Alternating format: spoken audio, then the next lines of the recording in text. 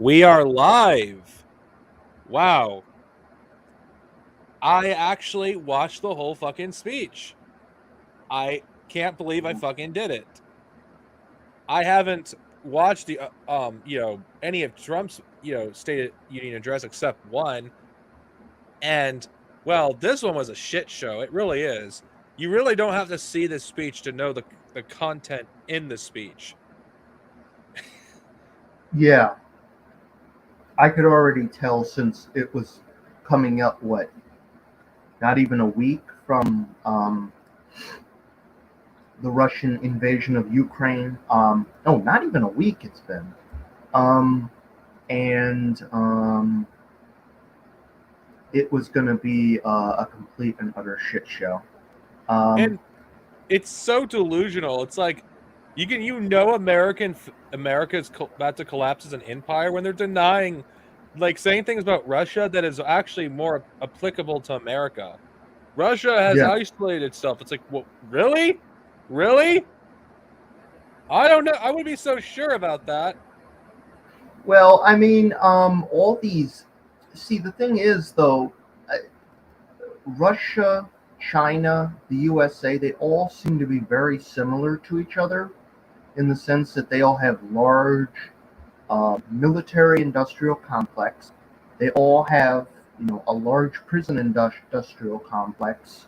America has the largest, period, in the discussion compared to anybody else.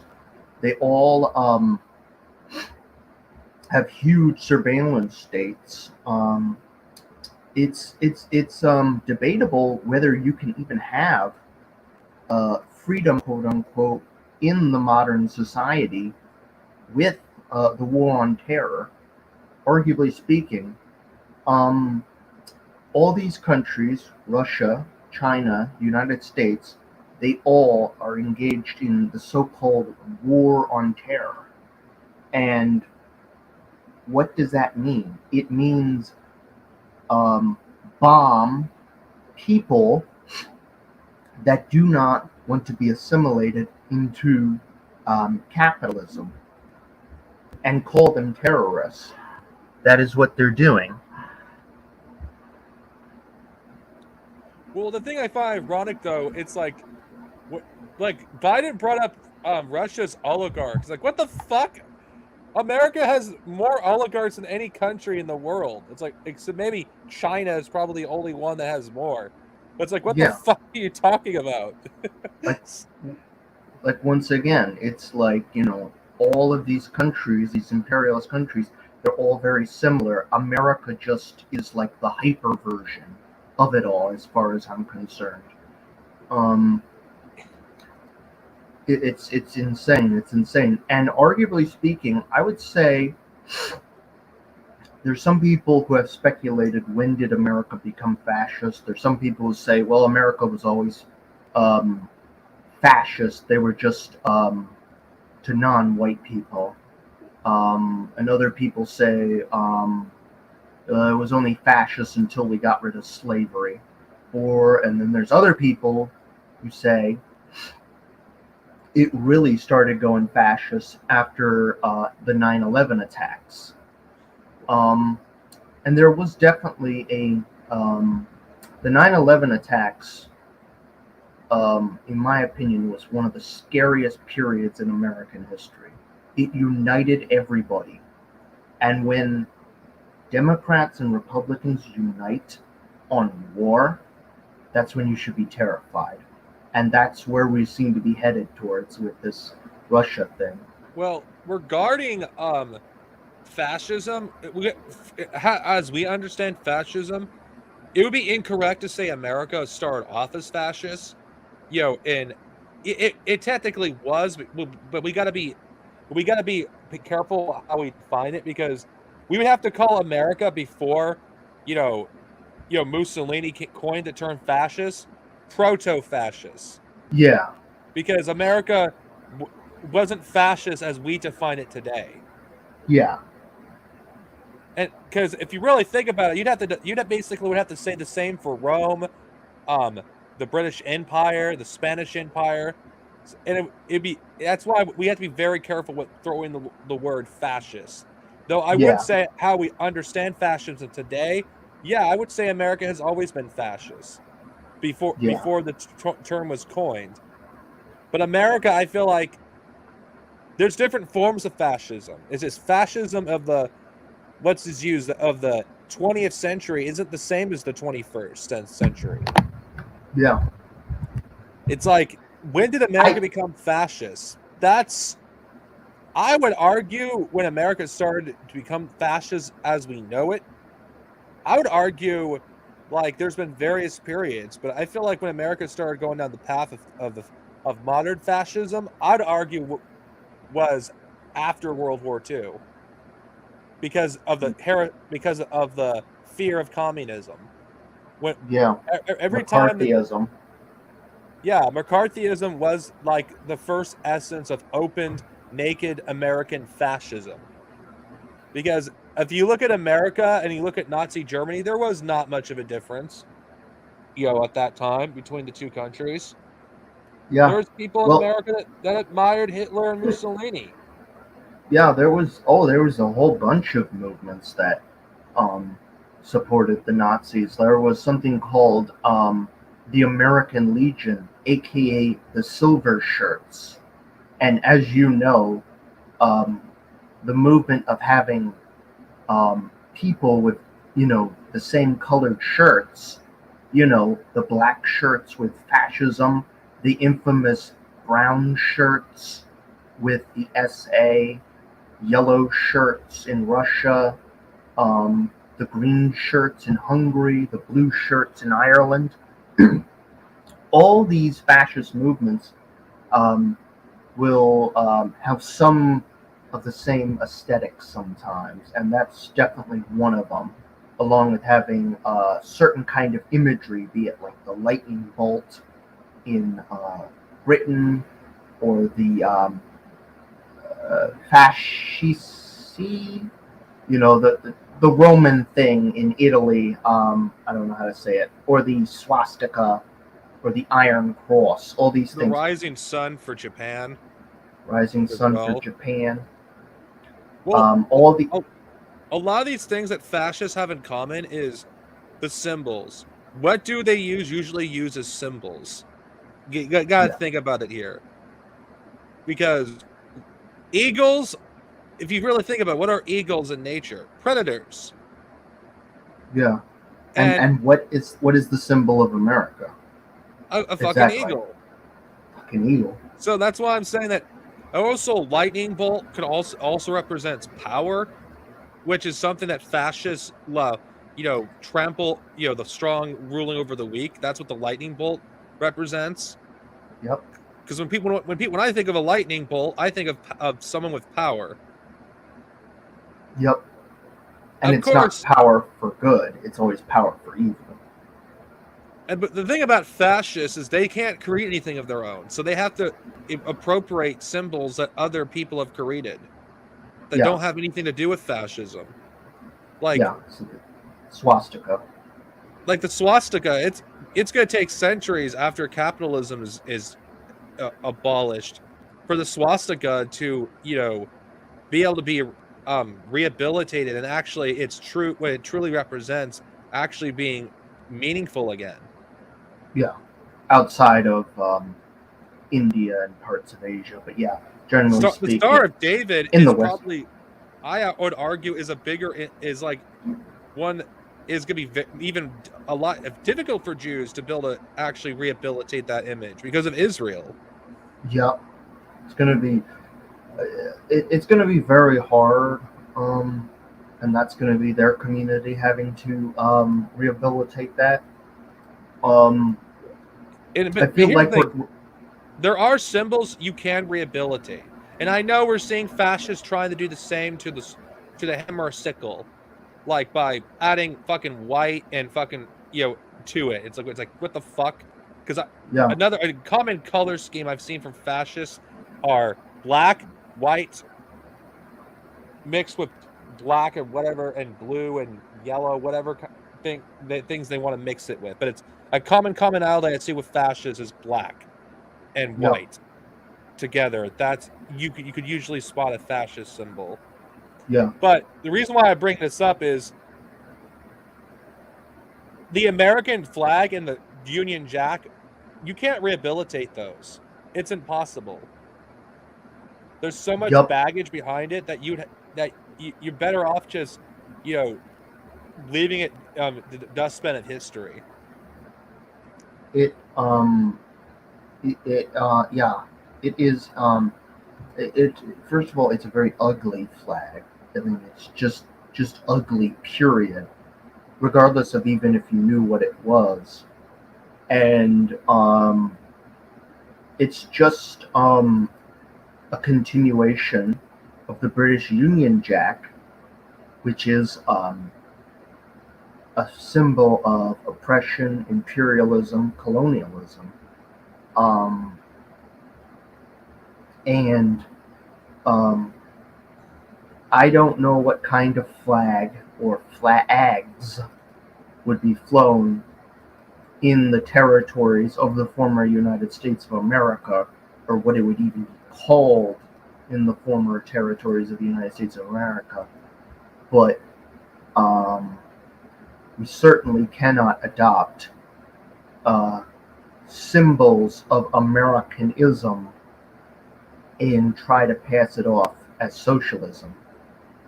Well, Like I don't all trust anyone that flies the American flag. I'm very wary of people that fly the American flag. even so-called Marxist-Leninists. Because I know that people are going to ask, what the hell does this have to do with the State of the Union address? Well, Joe Biden at the end of the State of the Union address brought something up that's a huge concern.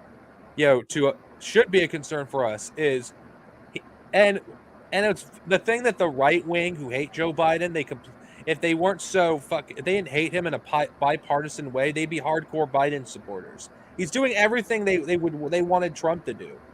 He said the answer is to increase the budget of the police, not defund them. That should be a cause of concern for every one of us, because I've seen more police in the past 15 years on everywhere that I've lived. That I've seen more and more police. It hasn't decreased crime. It hasn't made me feel safer. I feel actually more in danger than I ever did before then.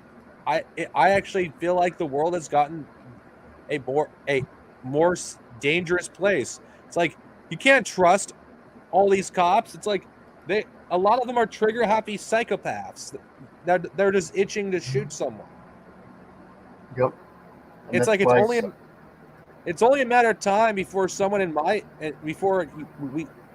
area you have there's a high profile killing, and they're just doing this because they know eventually society is going to collapse and they need a strong police apparatus to control the population. Yep. And that's another reason why they're trying to push this fucking war with Ukraine. Because they want a war with fucking Russia. Because the capitalists know writing's on the wall. When your only industry is just war, what are you gonna do? War. America's only export is war. That's if it weren't for war, America would have collapsed a long time ago. It is a war economy. Yeah. And also, speaking of which, war unites the country as well against the common foe, basically. Which is vague, actually. Yeah. And it doesn't help anybody. It strengthens the hardliners and oligarchs in other countries. Do you think going to war with China or Russia is in any way, shape, or form going to help the Russian or Chinese proletariat? No. It's not going to help us either. All it does is kill people, ruin these societies, turn them even more far right.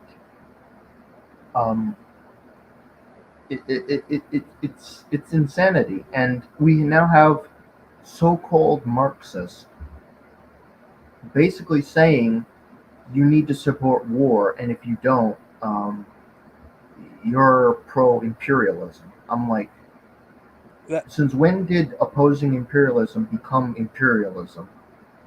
well, I don't know. Caleb Maupin sounds like a neocon. He truly does sound like a neocon. He is using war on terror talking points. I can even he's even said it himself. He sounds like Tulsi Gabbard, honestly, if you want me to be quite frank.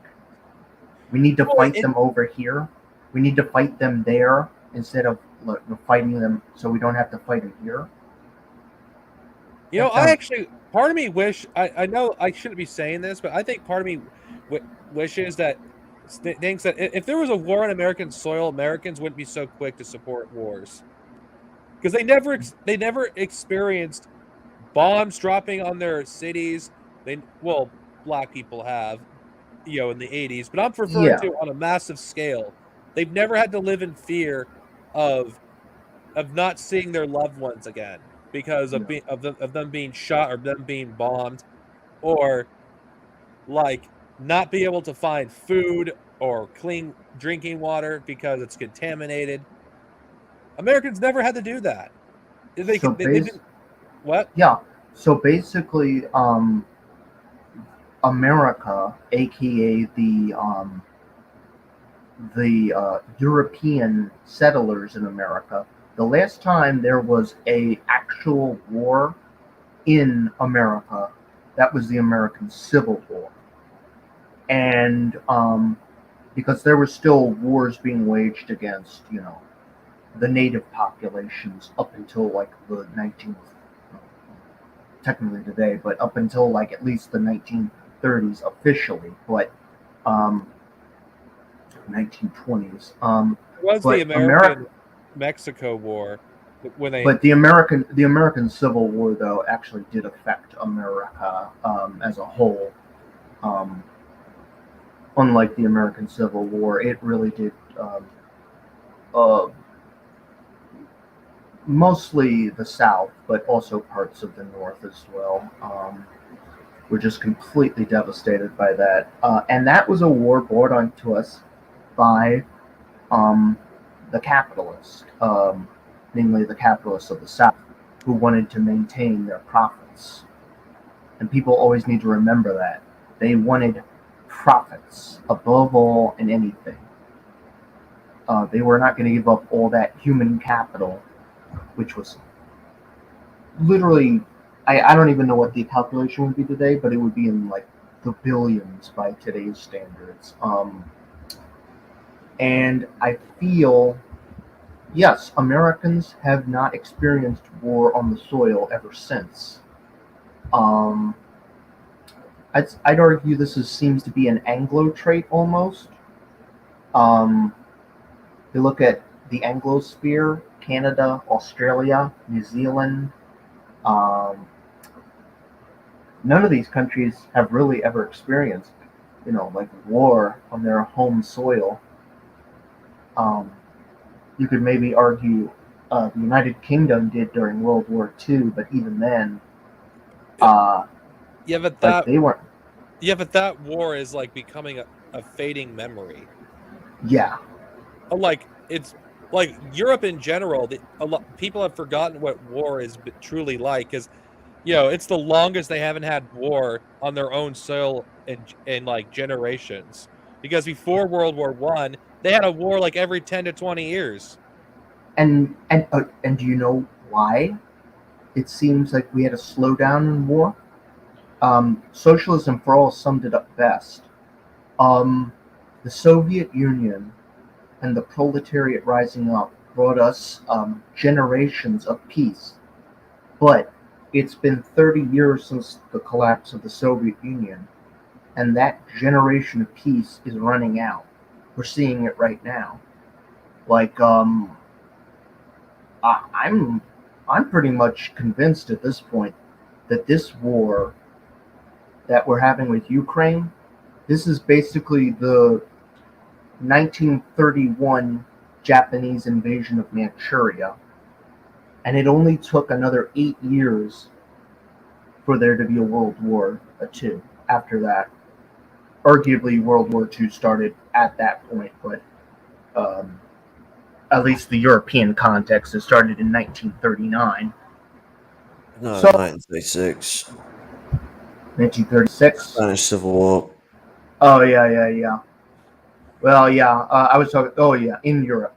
And then 1936/37, Czechoslovakia partition. That was 1938. Oh, well, I was close enough. But yeah,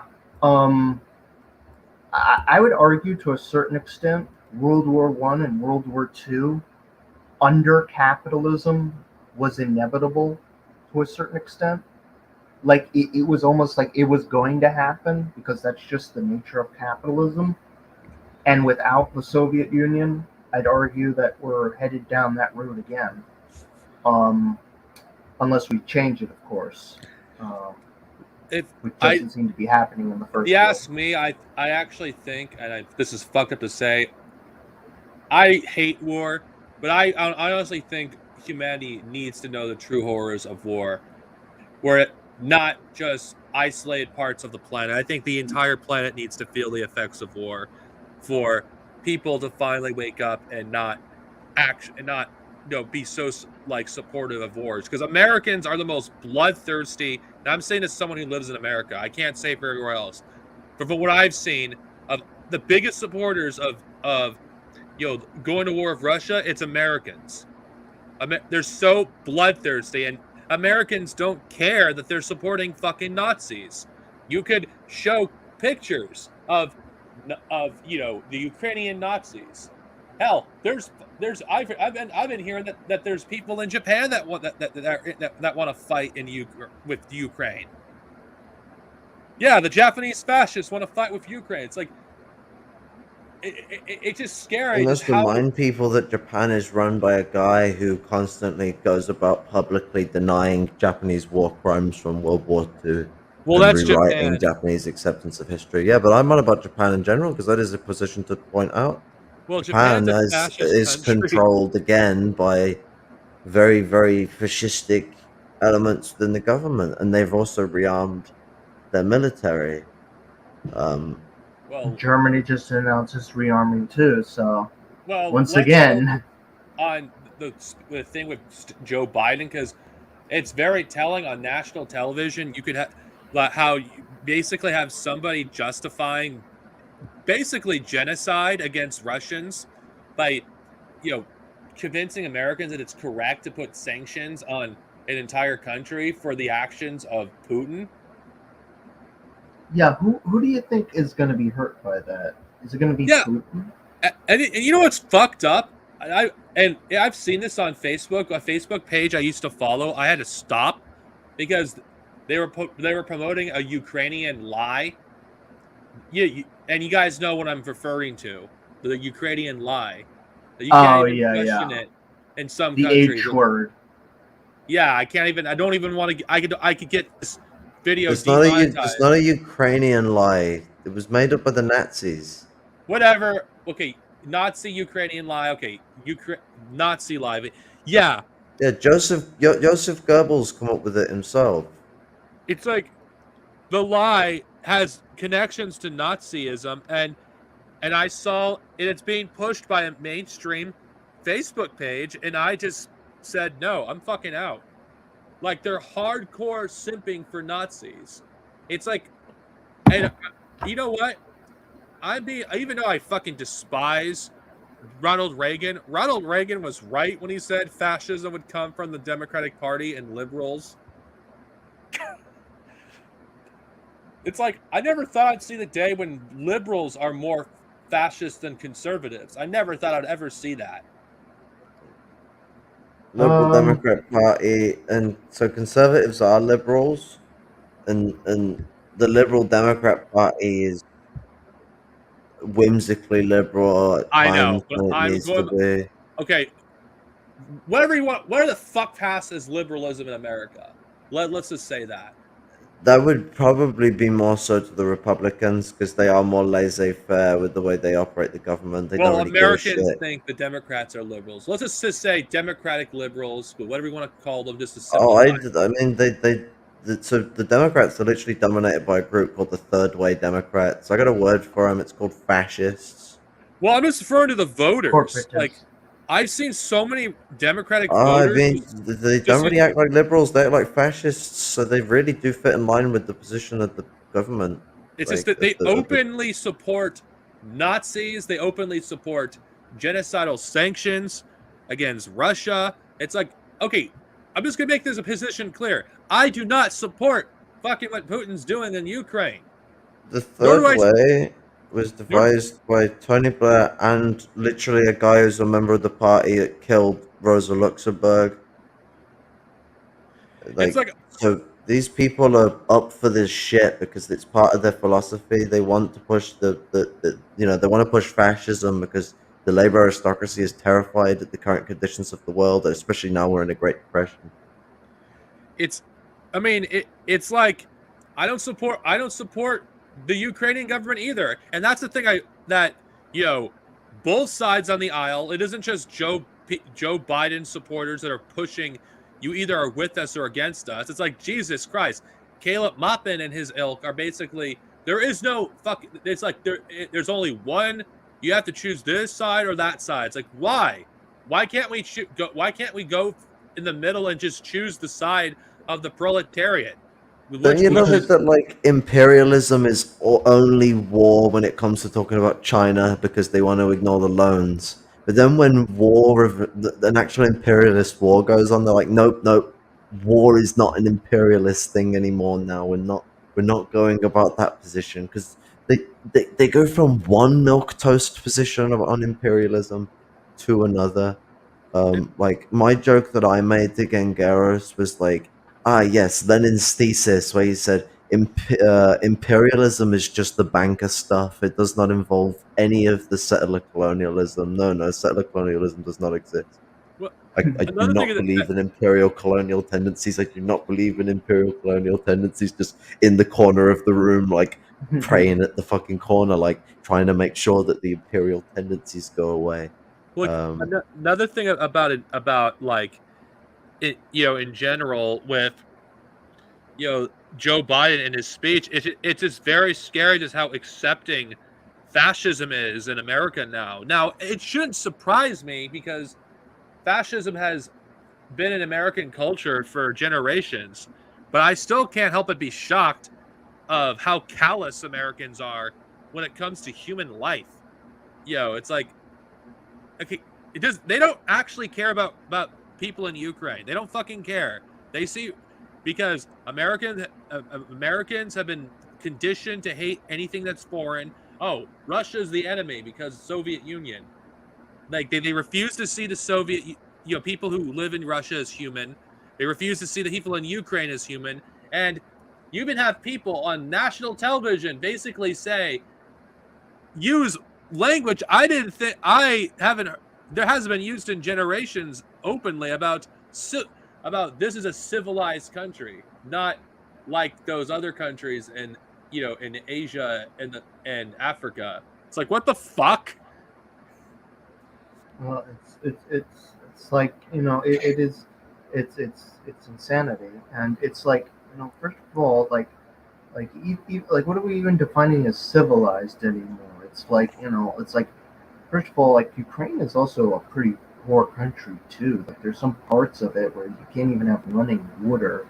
So it's like like what are they defining as like civilized or civilizing? I mean, like there's large sections of America, Britain, and other places where there's just extreme amounts of poverty in their sacrifices zones. So it's like yeah. But yeah, I get what they're saying. Civilized, they're saying white people. Yeah, that's what yeah. Yeah, I mean, like, fucking the CNN and all that, they're like, they're somewhat civilized, somewhat European. Like, what the fuck, man? If we're gonna Like, talk about civilized, if we're look gonna at them, they're coming over in their cars and they're dressed European. I mean, I wonder why Middle Eastern people might have to go on boats because it's much cheaper than spending the fuel to drive a car to Germany from Syria. Like, do they not understand that going all the way round takes ages? you want to know what I think? If we're gonna use their terms, if we're gonna talk about if anybody's uncivilized, it's the fucking West. I mean, Let's remind people Iraq is called the cradle of civilization. it's like what the. I mean, a majority of our civilization would not exist if it weren't for the countries that America is bombing. Like the Yeah. Middle East has fucking helped made civilization. Like while fucking Europeans were fucking killing each other and act like a bunch of barbarians in the Dark Ages, the Golden Age of Islam, helped create what would ultimately contribute to the modern world. It's like it's fucking so hypocritical how Europeans actually want to talk about who's civilized and who isn't when how many fucking we had 2 world wars because of Europe. We're getting close to World War III because of Europe and America. It's like who started fucking all these wars? Who is bringing humanity closer to extinction? It's fucking Europe. It's not the fucking Middle East. If anyone's uncivilized, it's the fucking Western world. And I also have to point out as well, this whole war on terror thing. Once again, it's like with people like Maupin, they have seemed to have internalized the war on terror. So for them, he's rebranded the Russian invasion of Ukraine as part of the war on terror. This is not an invasion, he said. This is simply a anti-terrorist action by Russia. Just like how the United States went after ISIS. That was a so-called anti-terrorist action, which we know is, of course, bullshit in both cases. But this is the China was willing to fund it. China also has engaged in so-called anti-terrorist action in places like Xinjiang with the Uyghurs. You see, China, Russia, USA, they're all very similar to each other in the sense that they want things like the war on terror so they can go against various tribes, the fourth world, so they can, bring capitalism on them. And I've brought this up again and again. And it's like, there's been a rebranding to where war against against whoever we basically against the quote unquote terrorist is okay, and this is a really bad problem. Why do they have weird beards, man? If they've got weird beards, you've got to go and stick them in a re-education camp and tell them about the one Chinese culture and the one Chinese history. Well, yeah. I actually think the invasion of Ukraine has exposed the hypocrisy Educate in general and in the West because, okay. No, actually, do you know what? If anyone should be going to the re-education center, it should, and go to the re-education camps, but it should be the Ukrainian fascists for a long time, very long time, permanent residents. Ukrainian fascists in general should all be shot. I'm not going to apologize. Well, I mean, you could use them to run power stations like those hamsters on the wheels. Oh no, I thought it'd be a funny joke. I'm not very funny when I'm tired. Actually, I'm not joking. I'm serious. Well, I guess it depends. I guess it depends on maybe the individual. I know what was it? The last emperor of China under Mao. Like Mao, what didn't he release him only a few years after putting him in a re-education camps? If people aren't able to fucking kill him, you can re-educate them. You should. We're not murderers. Yeah. Well, I want to get back to what I was saying regarding. I actually think it's hypocritical, for the West to condemn Russia when. Where's their outrage over Yemen and the genocide that's going on right now in Afghanistan with with millions of children starving because of sanctions, or Palestine.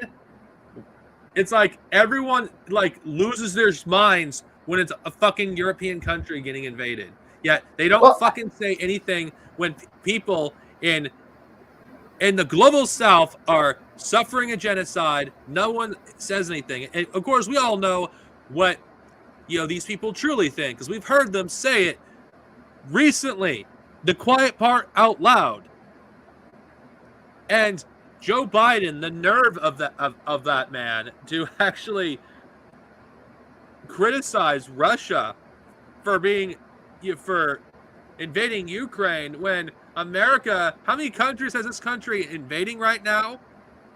How many countries is it occupying? Iraq is still fucking occupied by this country. It's like, and there's even talks I've heard about them getting concerned with the border with Mexico. Okay, yeah, I mean, stuff like that happens. We're having a bit of the US seems to be having a bit of a following the Fallout history too much by the book, that it's getting a bit terrifying moment. But what's it? So, with the whole situation regarding Ukraine, I had something to say, and I can't remember what it was. I would be shocked if America invades Mexico at some point. I wouldn't be shocked. Nothing shocks me anymore with these imperialists. Nothing. I would say, I guess the problem is, like I was seeing like a PATSOC basically justify and say that America could and should invade Ukraine. Did you see that, Dark Zenobia? Wait, what? Oh God. Wait, what? Wait, here, what? Give me a second. Wait. Jason. The fucking loud noises of keyboard. American imperialism, yet you want America to invade Ukraine? What? Basically, give me a second. I'll find the. Isn't this them contradicting themselves a bit? These fascists don't even understand them. Like, what the fuck they're saying? What the fuck? I mean, if you're maybe they do. Maybe they're playing some next level fucking chess that no one else can be asked to play because we're not. You don't advocate America to invade another country. I posted the image. So basically, this is Joey Shantz. He is a high-ranking CPI USA member, and here's what he says, quote unquote: "If Russia installed an anti-American Nazi-controlled puppet state in Mexico like America did in Ukraine in 2014, the United States would have every right to do everything Russia is doing in Ukraine and the people's Donbass republics." Donbass. Saying that if Russia was to set up a fascist government in Mexico, the Americans would have all the rights in the world to invade. Wait a minute. Isn't Mexico already a fascist state already? Well, I mean, half of it is literally controlled by cartels because of the US.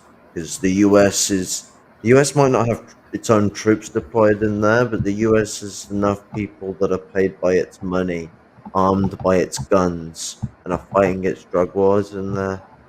Yeah. Mexico is a complicated beast and way too large to fully describe within the scope of this video. It's like, I mean, fucking Christ. So basically what he's saying there is basically America has the right under the Monroe Doctrine to invade any country in quote unquote its sphere of influence, which would be all of the Western Hemisphere. Well, that's basically what he's saying. But that's ignorance in that part, because the idea of the US and of the British Empire, which the US's principles are based on, is that the Anglosphere is wherever the fuck they want it. So that doesn't work out all too well for everyone else, because then the US can just decide what it wants anyway. That just re-justifies the US's position to go iffy about where Russia pushes, because as far as Anglo-imperialism is concerned, um, US, British, both in this regard, is that Russia was supposed to be a startup, very profitable nation that the Soviet Union took from them. So they made an example of it in the 90s by destroying its economy, selling off its industry for pennies a pop. Because what's it? The nation was a big kick in the bollocks to capitalism. I don't think the Great Depression would have happened in 1927 if it wasn't for the Soviet Union kicking the UK in the balls, because the UK lost its developmental plans with the Russian Empire and lost so much money it had invested into it, and the French. But US was kind of free sailing. They were all right. They were happy that everyone else was getting fucked. Let them rise to be an empire quicker.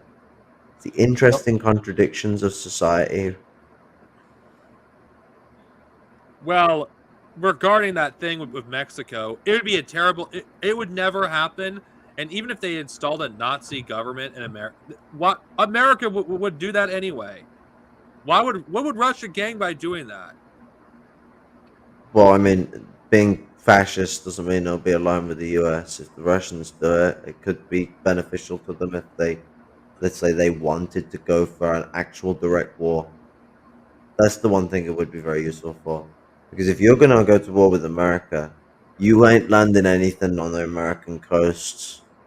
America's pretty aware that its coasts is one place it would need to protect. So we got two options. You land in Mexico and you launch up, or you land in Canada and you go down. But Canada's even harder because you've got Alaska in the way. So it's complication after complication when it comes to trying to invade the United States.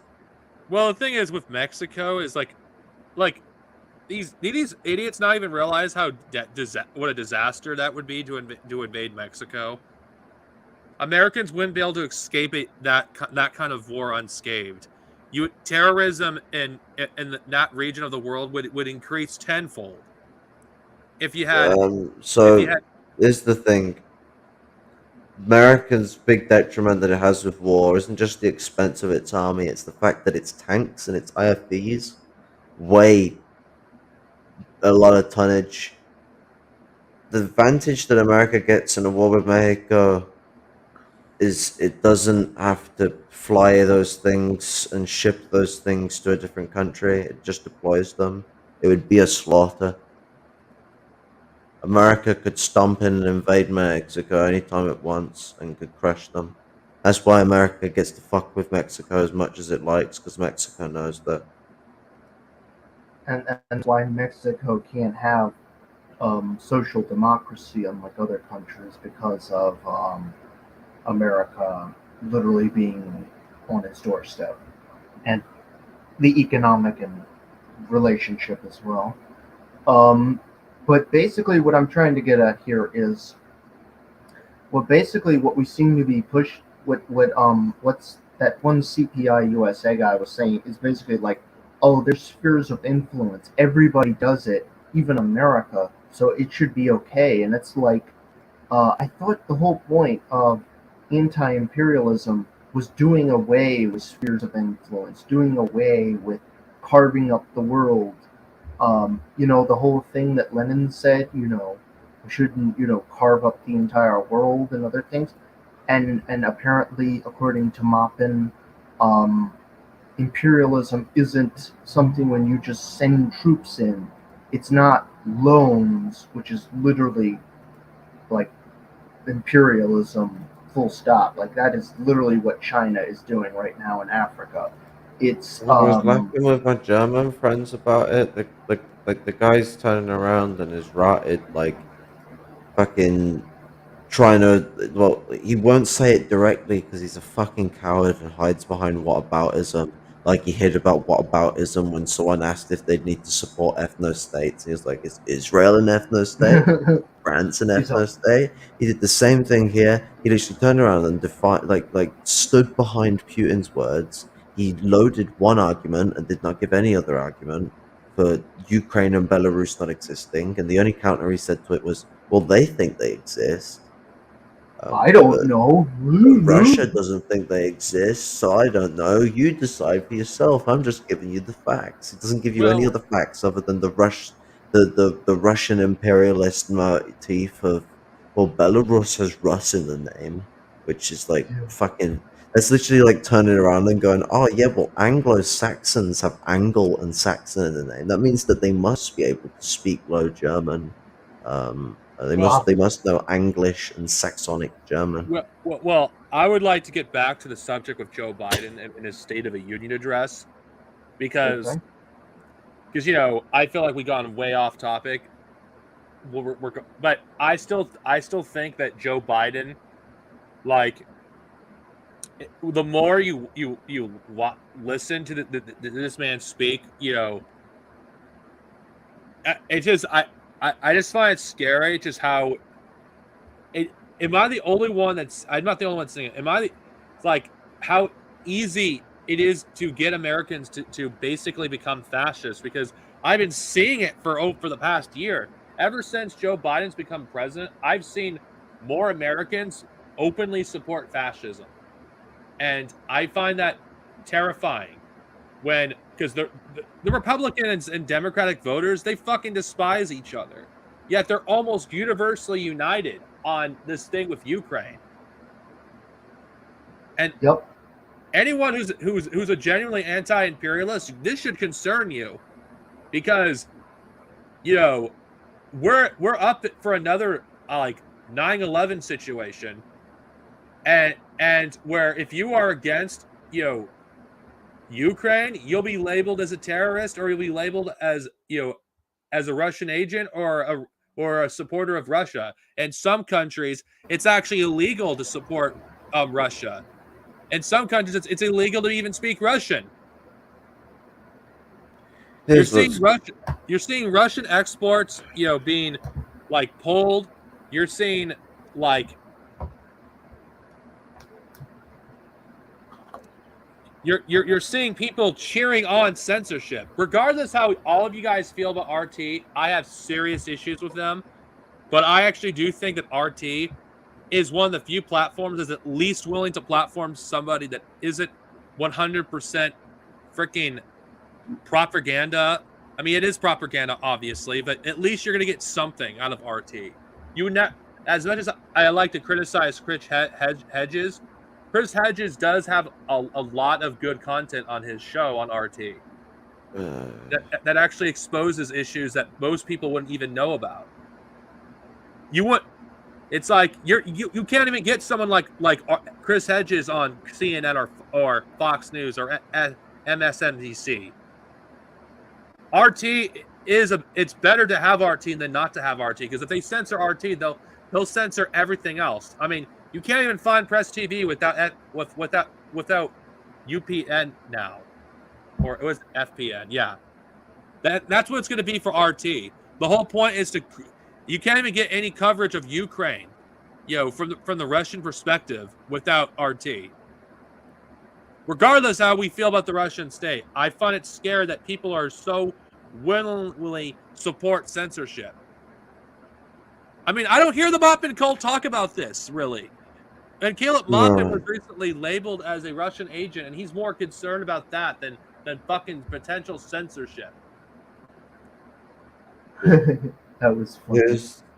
There's the reasoning behind the outrage, and the reasoning why people are using this racist rhetoric to guise the system as to being about, oh, there's a war on our doorstep now, and it's not really. So for people in Britain, France, America, Ukraine is so far away, it might as well be as far away as Syria. It might as well be as far away as Iraq. So it's not like these people are terrified they're gonna get fucking bombed. A war is happening in a vastly different country for people that most of the time these people don't even give a shit about. And the reason why the Labour aristocracy are so fucking loud is because a position of class consciousness during a Great Depression, the empires just struck each other. That wouldn't happen normally. Russia would normally stay in line and not deploy something like that. So they have to panic because what this shows is that the US is no longer the most hegemonic imperialist power, and they've got to keep that sort of kosher. They don't want people knowing that they're weak. The Well, supremacy mindset of capitalism is never ending. it's like I So they're think- indulging around this idea of, censoring the problem around Ukraine and trying to ignore the fact that the empire is losing its grip. let's This not is the even same get thing the started. British did. This is the same thing the British did. They went in denial. They went in denial and they tried to cover it all up and make everything look fine. Churchill used to go on like 8-hour speeches in the Parliament to try and deny neo-colonial reforms, and denied a lot he did of neo-colonial reforms to be done against the British Empire that might even have extended the British Empire. Yeah. Yeah, there's always like the hardliners who will never take the reforms necessary to maintain imperial hegemony. And that's really what this is. It's imperial management, basically. But Bernie I want to Sanders talk. would have Yeah, bought Bernie Sanders. would have bought America another 20 or 30 years. Yup. And I want to talk a little bit maybe about our speculation of what is next, basically, because I feel like this may be a signal to China that maybe they can finally go into Taiwan, possibly.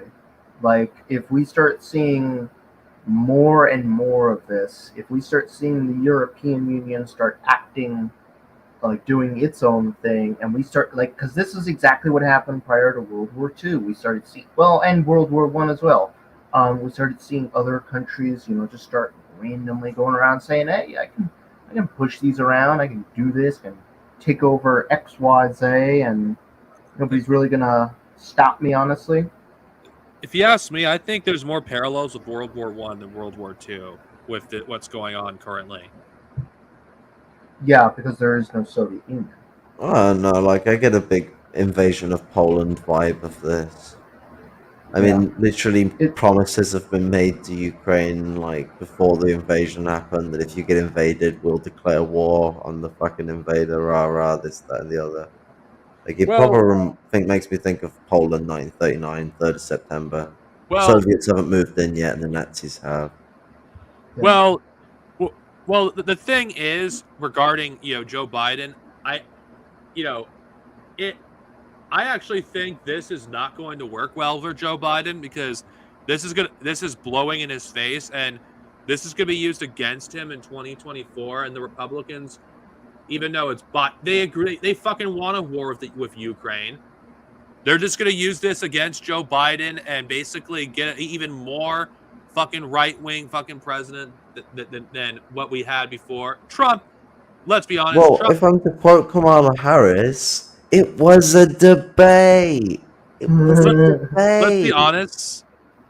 Let's be real here. Trump doesn't fucking matter. He's never going to even become he needs president to stick again. to his promises. When's Trump TV coming out? I want to see that shit. It's Trump is not going to become president again because, let's be real, the ruling class would probably kill Trump if he before they even let him even become I think president they again. are already trying to get him locked away maybe in the same funny cell where Epstein managed to quote unquote hang himself with a fucking shirt.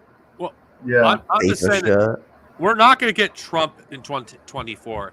What we should be concerned with are the people that aren't in the spotlight right now regarding the next potential Republican president. I mean, it's not about who's the next Republican, or it's about who's the next Democrat.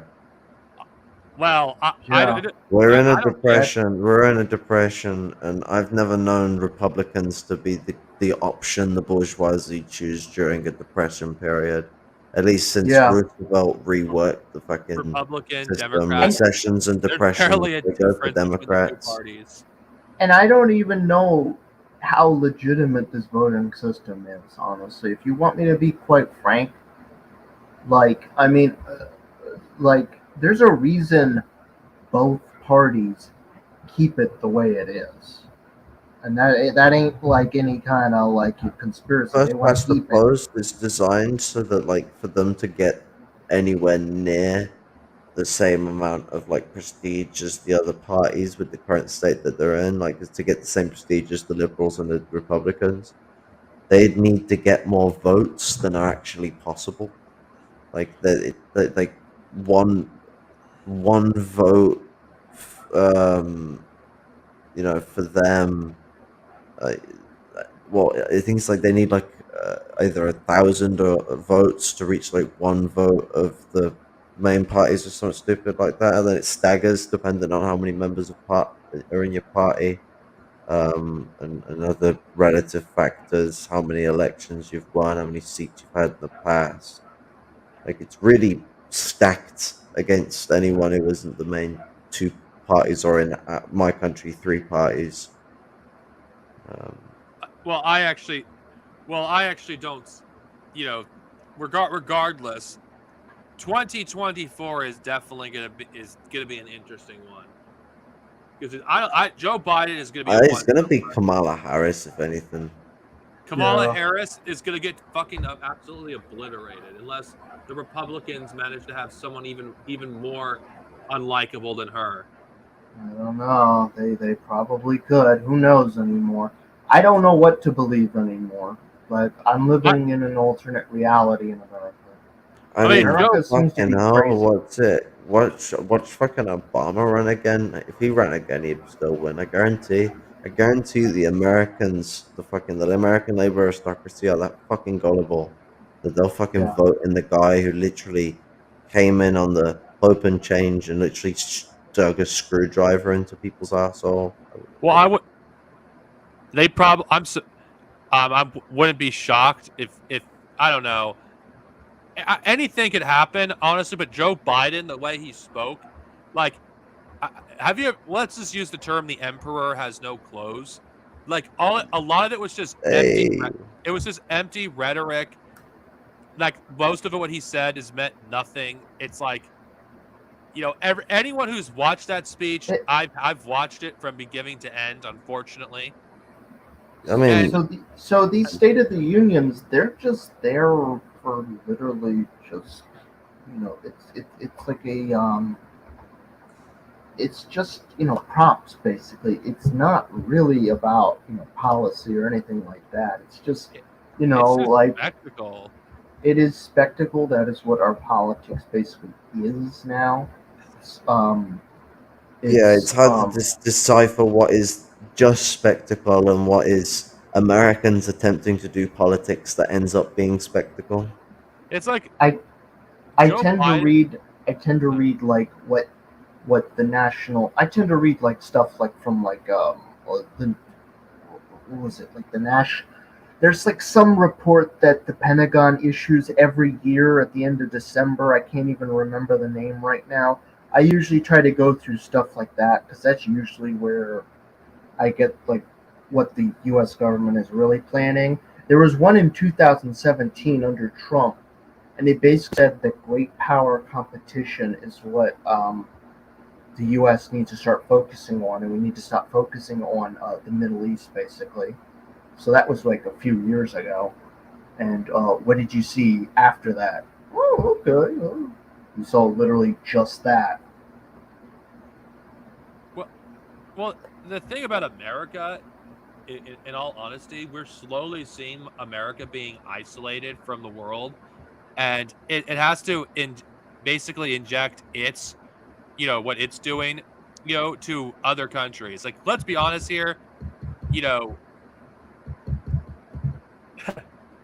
America, the empire is on its last legs at this point. I mean, the denial of, of how bad things are in America. I mean, like, you can't even pass a build better fucking, bill that would actually help the country in the long run. It's like that. This is how irrational capitalism is. When capitalism won't do anything to save itself, because capitalism, like a psychotic child, an impatient child, only wants what it can gain on the short term, not long term. I mean, It's we couldn't even do anything about a pandemic. It's like 2 And- years later, and they're already like, pretending, okay, it's already over. Oh my god! And he even lied about the amount of deaths that happened was less than Trump in his speech. No joke. Like, more people died under Biden's fucking watch than Trump. Yeah. And Trump gave us more checks. It's like, what the fuck? We got more out of Trump than we did out of Biden. Well, there was a really good article that Socialism for All read, and he basically said that we're basically like the house of cards is really going to start coming down in 2022 and 2023 because, I mean, they managed to stave off, the the money supply completely spiraling out of control. But it's basically like we're seeing inflation. Like, inflation prices are going through the fucking roof. What is it, like at 7% or something like that, and going My up? rent has gone up by $150. I will tell you something that's really crazy. So there is some, like, we have Wooter and Tasty Cakes, like the the snacks basically. They're usually 2 for $5. Do you know what the current quote unquote sale price is for those now on discount? 2 for No. $7. 2 for $7. It's 2 for $7. And that's for Wooter and food. Prices have been going up like freaking crazy. And guess what? When the prices keep going up, going up, people can't afford it. And guess what happens?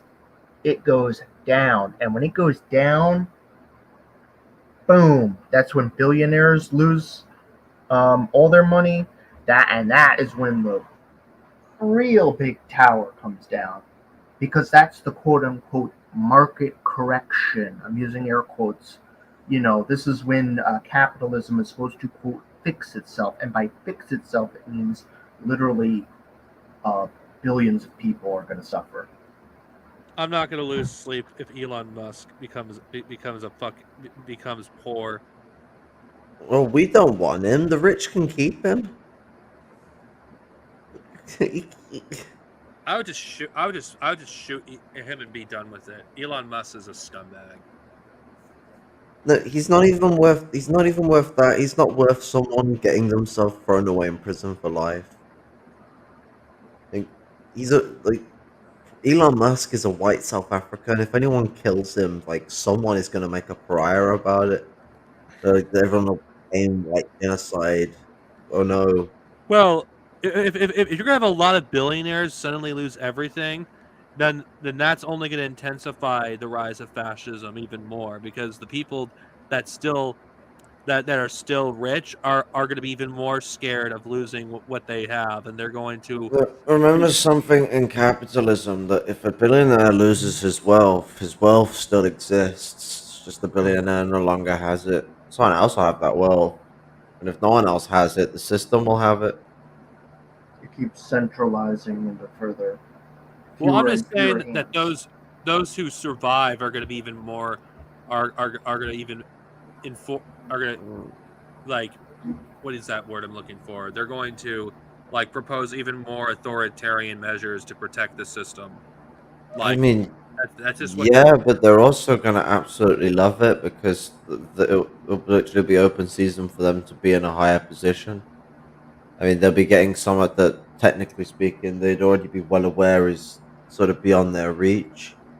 Because class mobility becomes a much sort of in the sensibility of going up, a much harder process to deal with at a certain point. So a lot of these millionaires who dream of billionaires don't expect to ever be a billionaire. And likely so, considering that the same people have been billionaires for the most part, been billionaires for a long time. There's every now and then a few rising up, but I mean, China is a much different nation to America when it comes to the development of billionaires. Much more rapid development, and that makes sense because of the society change and differentiation of dialectics. Because the way that imperialism develops are dialectic will accelerate further with the new societies that are developed, but I mean, it sort of comes from the quantitative measures that are taken to deal with contradictions and also the quantitative contributions made to the development of capitalism and how it operates that leads to these qualitative leaps in capitalist society that eventually brings us to the point we're at now, where the US has exhausted itself as a hegemonic power, as a progressive force of capitalism. Not Don't confuse that with being progressive socially. I mean, just quite in the socioeconomic sense of capitalism itself developing, and it's it's done in that regard. It's fallen out of favor, and that's why the US is trying to grapple at its teeter and push this incredible sort of play for unity.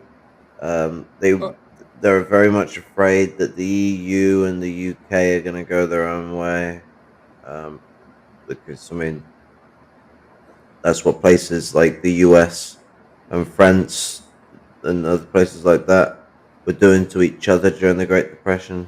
I mean, it wasn't everyone wasn't really all kosher with each other at first. Everyone was pretty pissy, and I mean, World War II, the US was there plenty in the game because we did mention how people were using Germany to fight the East, while the US had their aim in the game for Germany to fight West. Well, There are when you some nations that a war with Russia would benefit that aren't always on the East. Benefit people on the East. I mean, China could easily invade Taiwan without the US being able to effectively respond if the US is caught up in a full blown ground war. But so does Europe and Britain if they don't get involved. If they stay out of it and they let the US burn itself out, they basically they get to win. It's like what Afghanistan did to the US. Afghanistan burnt the US out. I must cite that the British sent like nothing compared to the US. I'm not saying nothing in the sense that they weren't doing something, because I've seen the fucking leaked shit from WikiLeaks regarding the UK being involved in the raping and pillaging of villages. But we did not send a very large force compared to the United States. What's actually funny, this situation with Ukraine would have never have happened if it weren't for the Democratic Party and the British to basically sabotage a potential alliance of Russia. Yep. Yeah, Yep. so Yep. the The Democrats. The British were the ones who started RussiaGate, and So if you really think about it, the Democratic Party fucking just basically killed has basically sealed America's fate. They so- really have, by refusing to like nominate Bernie Sanders, refusing to like make an alliance with Russia because of because of the Cold War. Now we're looking at the consequences of that. The American empire could have kept itself afloat for another 20 or 30 years, maybe more, had they actually given us the compromise candidate. But instead, they gave us the accelerationist candidate, and a lot of people thought it would be Trump. But if you actually think about it, things are becoming more unstable under Biden than Trump, which is ironic. yeah, and I I'm not going to mourn the death of the American Empire. I mean, I guess the only thing I would fear is empires don't go down very easily. I mean, the British Empire, you had World War One and World War Two. You had to do that in order to take it down. So, And a bit of the Cold War too. a bit of the Cold War as well. Well, the thing So what- about the fall of the American Empire that concerns me is, is it could potentially take the whole human race with it. Yeah. And I do consider America the most dangerous empire that's ever existed. It's mainly because of nukes. Not saying Well- Russia is much better, but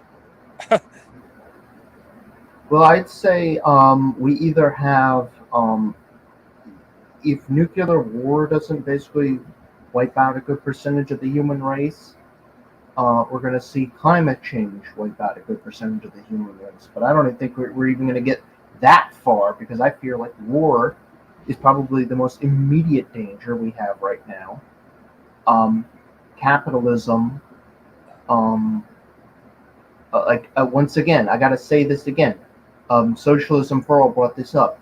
The USSR and the socialist bloc brought us generations of peace. They're gone. It's been 30 years since the USSR officially dissolved. And what are you seeing now? You're seeing the world start to unravel again. Because there is no proletarian force left. We don't have a say anymore. It's only capitalist versus capitalist. So, I mean, I don't want to come off as like somebody who's basically like we're doomed or anything, but the situation is very bad, and the only thing I can say is we need fucking revolution like yesterday.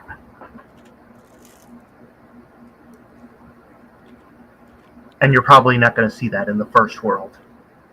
What have you been such a doomer for? okay. Here's the thing. I mean, there's a difference between doomerism and realism. So, being realistic, the situation Both is of them are bad. Yeah.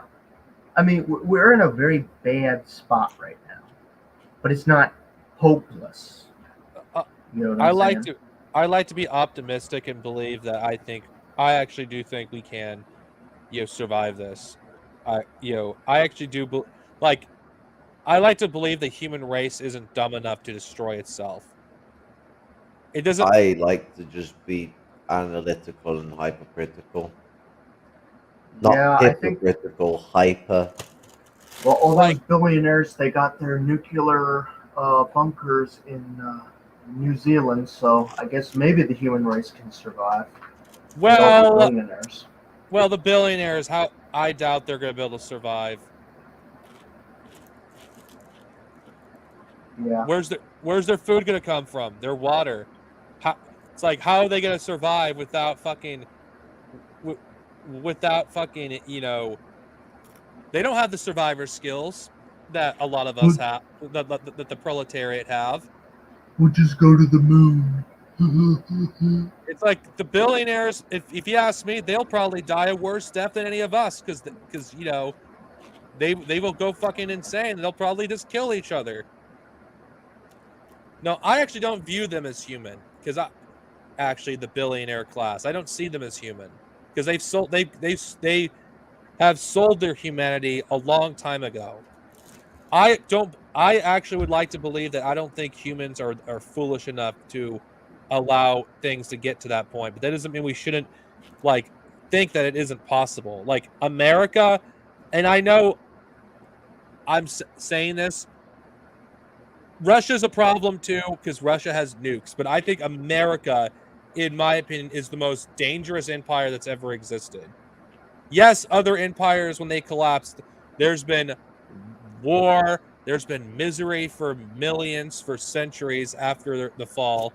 But the difference between those empires is they didn't have nukes. or chemical weapons. Yep.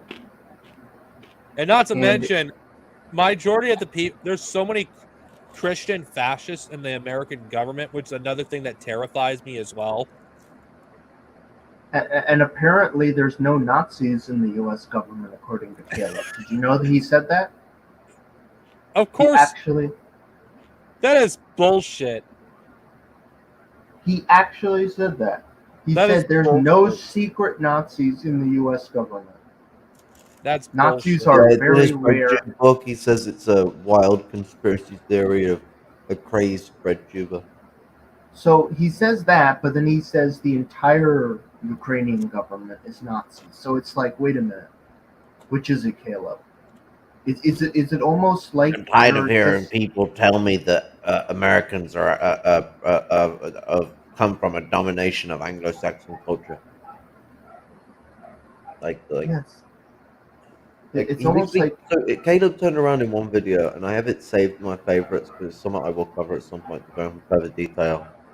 But the guy turns around and says, "Oh yeah, so a lot of American society is controlled by very rich English capitalists. Well, British capitalists is what he says. Sorry, and it's like not saying it in the sense that these are people that are settled here and they're Yeah. British. He's saying it like all these specific outstanding British capitalists, like in a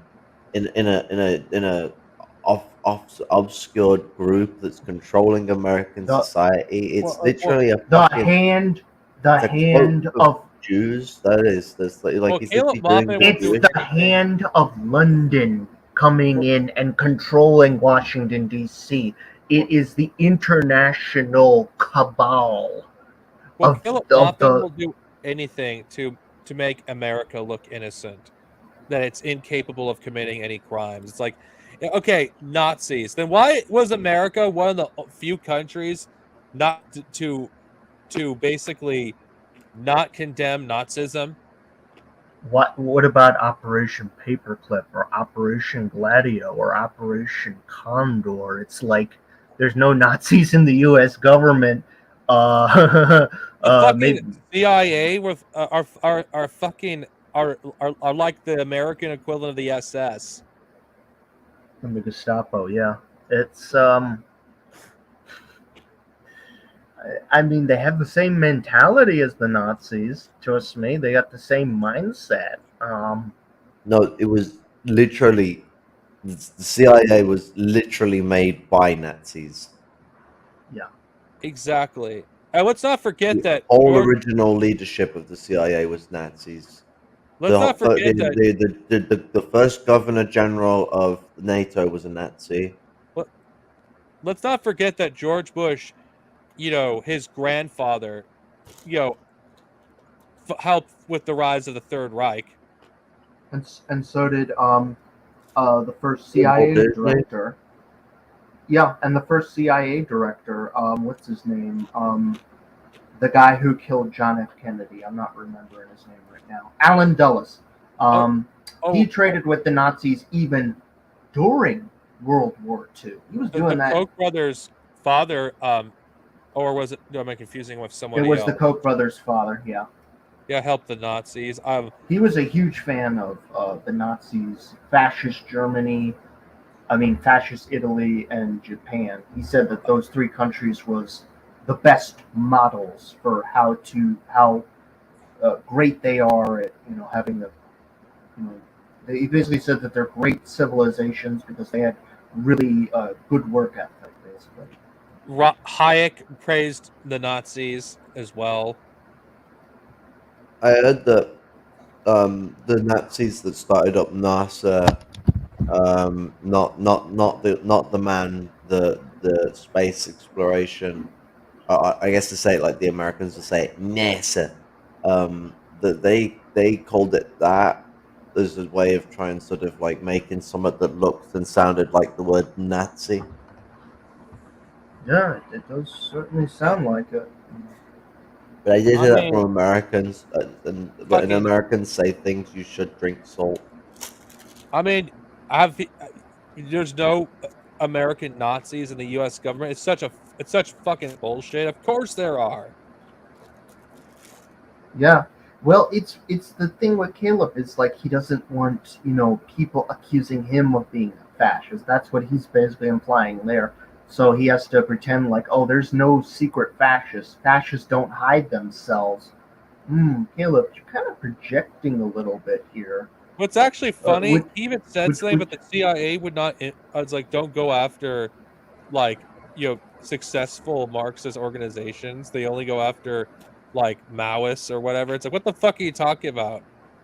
They infiltrate everyone. Yeah, it's called the CPUSA. I mean, they've been infiltrated forever now. I was like, I'm just having. I do have serious doubts, like if Caleb's a Fed or not, or a Russian. We all know he's a Russian asset, so that's probably out of the window. But he acts like a Fed. That's what I'm basically saying. It is hard to say with him, honestly, but yeah, like there is some weird stuff with him and Eric Stryker at Occupy Wall Street, and I'll only speculate about him being a Fed, which is kind of ironic because Caleb will Fed jacket pretty much everybody who disagrees with him. Even So though he Yeah. acts like a literal Fed, and Jackson Hakel is I believe is an actual Fed, and freaking Haas is just a fucking moron.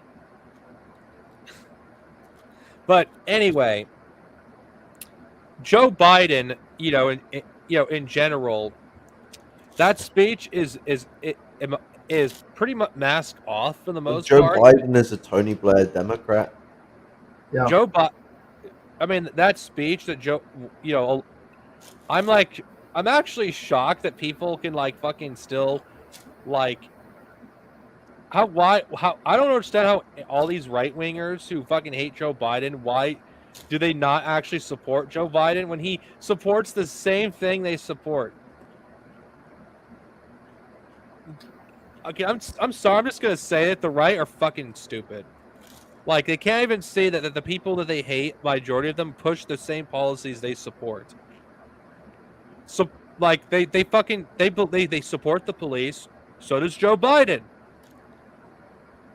It's like bipartisan fucking reasons for hating Joe Biden. It is. I just find it amusing to me how the right wing hate him so much. It's all just fucking whatever TV tells you. TV says hate Biden, so I guess I gotta hate Biden because reasons. It really is NPC. These people are basically NPC, basically zombie. It's like brain Americans' reasoning for hating Joe Biden is just so childish because they just like they want to paint Joe Biden as like a communist, even though he doesn't do anything that's communist. Everything he does. He did have business deals with Chinese billionaires at one point. That's pretty communist. Yeah. I mean, I just can't believe that Joe Biden was the accelerationist candidate. When we think about it now, he was the accelerationist candidate because things have gotten even worse under Biden than they did under Trump. I never thought I'd be saying that things were more stable when Trump was president. Well, yeah. Other than the riots. I mean, other than the riots and COVID, I mean, I don't know. I feel like a better way to sum it up is each president builds on the other. So the shittier it gets, they're just building on each one of their quote-unquote successes, basically. So what Trump ushered in, which was what they were hoping was already ready to be ushered in, because they were hoping Trump wouldn't win. They wanted people to vote Clinton during that election, but instead they ended up going for Trump, and they got a disaster. But in them getting that disaster, they emboldened people back into the Democrats. People are titchy now because they're afraid of the next lunatic. Unfortunately enough for them, and unfortunately enough for him, he's not funny while he's doing it. Still got another lunatic. Now, the labor aristocracy, their class consciousness is going to increase as their conditions worsen. As their class consciousness increases, their need for outward imperialism and warlike mentality, hyper imperialistic model, a corporatist control over the system and society. The Democrat Party is the party they're going to get that from. Um, Republican Party is too many people that have too many mixed ideas on war, so that already puts them in a questionable position, regardless of the fact that the pro-war faction is like 80% of the party and dominates. Yeah.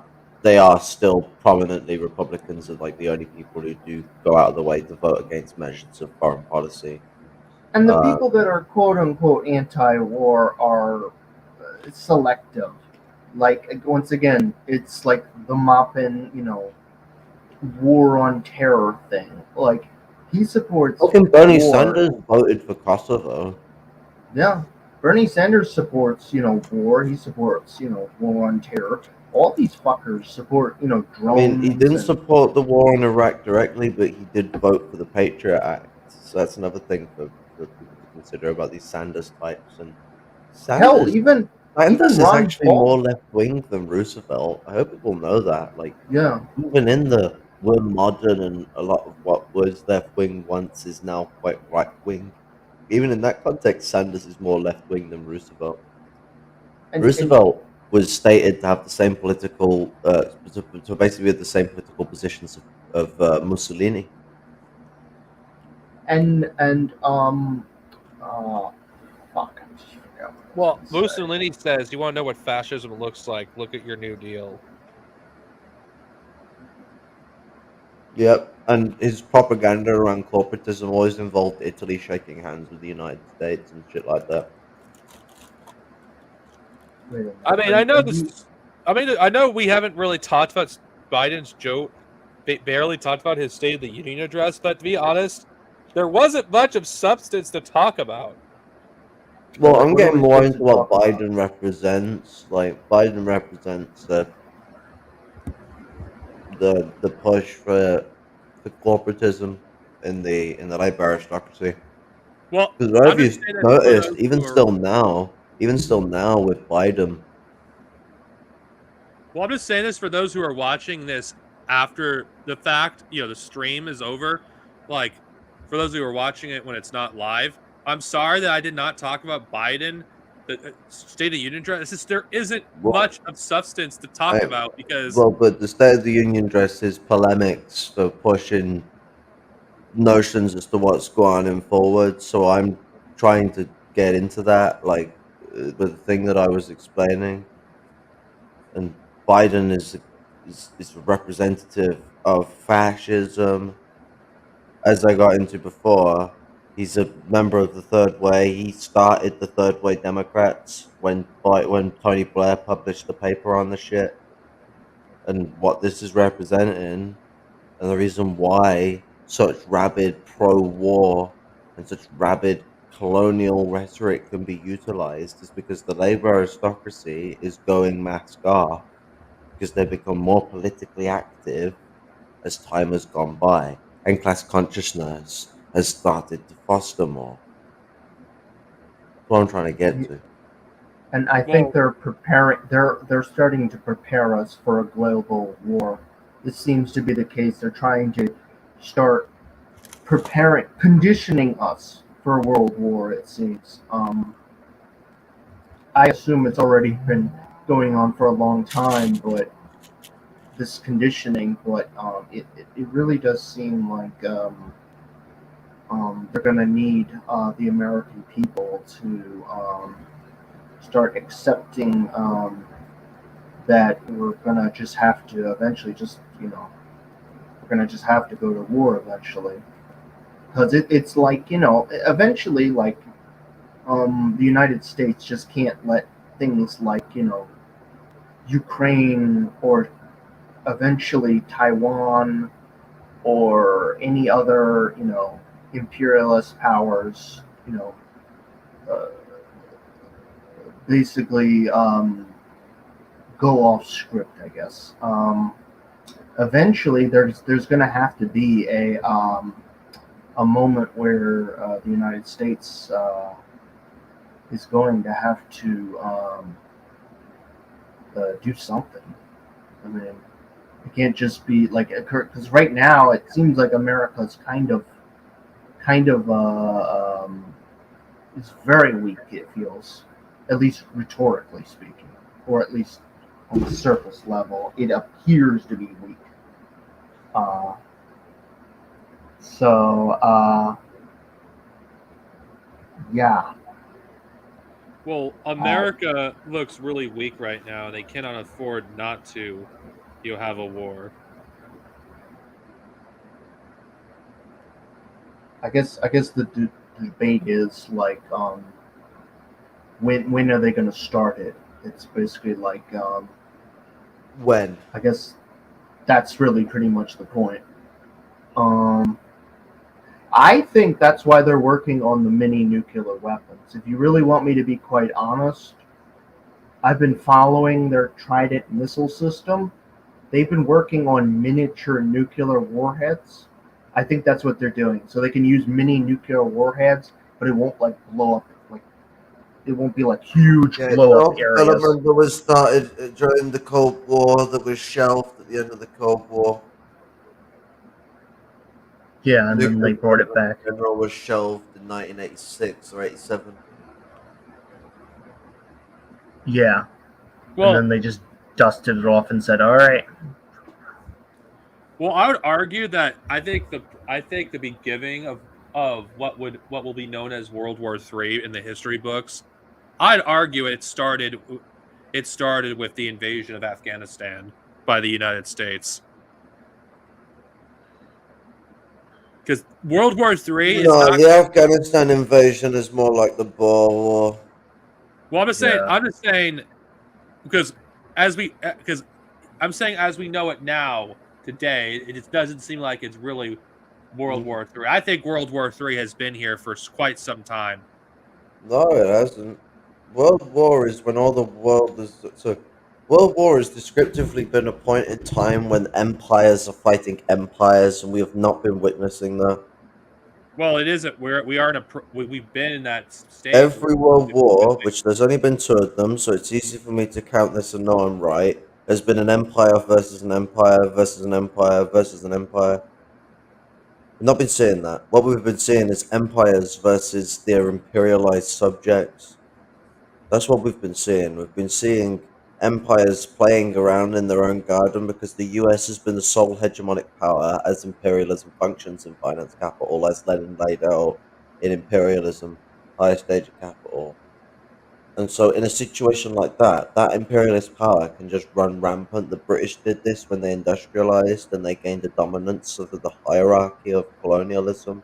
They became the workshop of the world. They developed finance capital to a point where they could invest all around the globe in a way that all these industrial capital guys that are only just building industrial capital now, are talking back then when it was talking from the perspective of that range, can't compete with the British because they got the complete dominance of it. That was the same with the US. The loss of hegemony puts them in a position where they're now at the point where World War can start. If any war would start, it would be the war in Ukraine or a war in the Middle East or Africa where the US is fighting against someone like China or someone like that. I mean, the only other argument I could see would be the World War has already been and gone, and that was the Cold War. That was the only argument I could see for World War III actually already have happened. What we've seen prior is things like the Boer War or the Anglo-Sino War, when Britain had a war with China and Britain had a war, the British colonization of South Africa from the Dutch. That's the first Boer War, and the second Boer War is when they fought us again and we fought them again. And the English army assessed itself and said, "You're all unfit," and had to do a new fitness program. They had to go to Weight Watchers. I could see. I definitely see something maybe in central, on the periphery of the empire, something breaking out. It would have to be over something very, strategically important. I would find. I actually Um, think I think a war over water is another possibility for World War III. I mean, likely places: Taiwan, Israel, um, Saudi Arabia, Somalia, slash Ethiopia as well, because that's a regional conflict between them two. yeah, Sudan, um, the plethora of North African countries that Britain and France are currently involved in small engagements in, because all these war zone nations are open fronts essentially for other imperialists to try and tack their fingers in and muddle around with the systems at play. Um, you Well, know, and things are kind of wars are unpredictable, so I cannot say for sure what will start World War III, but I do feel like you know it isn't nothing like is the war. unpredictable. World War II was predicted by the Soviet Union by about 1934. They're like, oh, well, I mean, to be fair, they were already concerned that a great conflict was going to come anyway in the mid 20s because of the big attack on them that occurred in 1922, 23, with the British. yeah. No, sorry, 1919, the British and American expedition forces and the other 14 nations that invaded them.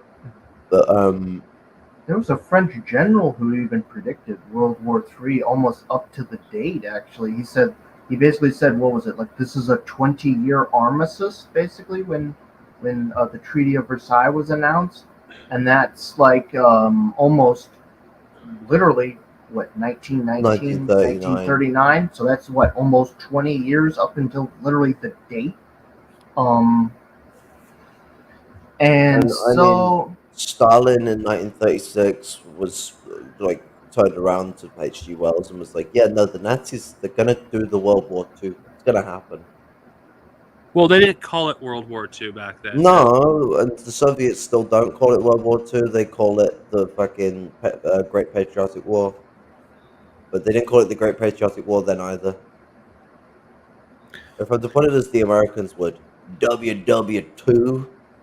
Well, World War III.